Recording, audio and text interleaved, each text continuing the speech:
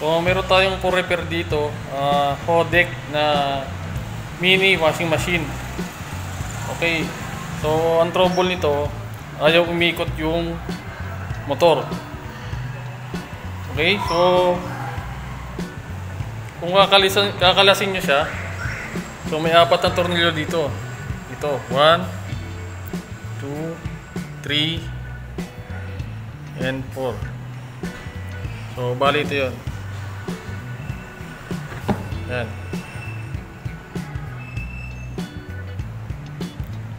And 4. Okay. So ito guys, na-check na natin itong capacitor. So ganoon pa rin, ayaw pa siyang umikot. So it's possible na sira itong motor. So ayan.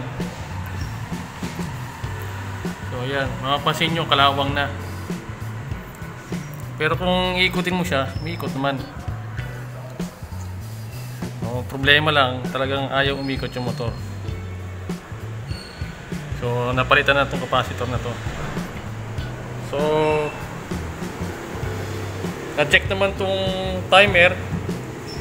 O itong timer switch, okay naman siya.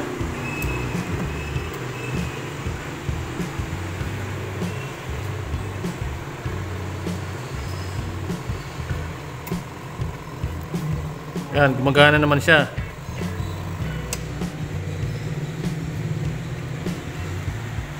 So, possible na sira itong motor.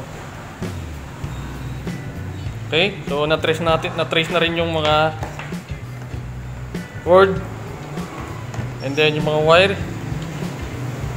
So, okay din siya. So, isa na lang ang option natin dyan. Try natin palitan itong motor na to.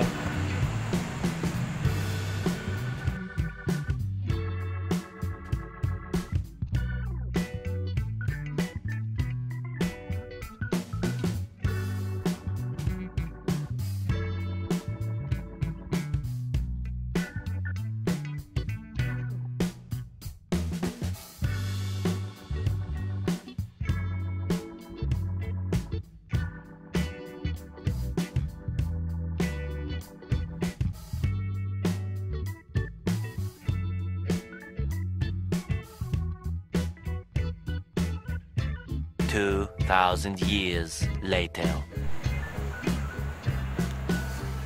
So ito guys yung papalit nating bago na motor para dito sa mini washing machine.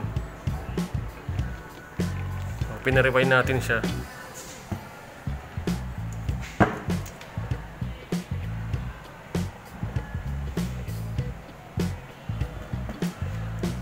Then palitan na rin natin ng bagong capacitor. So okay naman yung okay pa naman yung luma. Pero palitan na rin natin para sigurado pa. Para compatible pa yung performance ng motor at saka ng capacitor.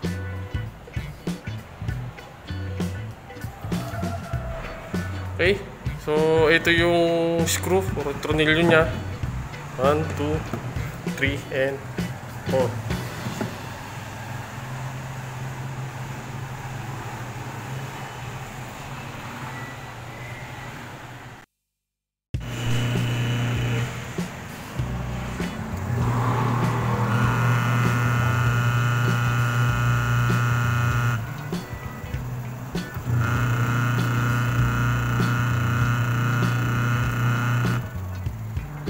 So yun guys, so okay na siya, meron siyang forward saka meron na rin siyang reverse.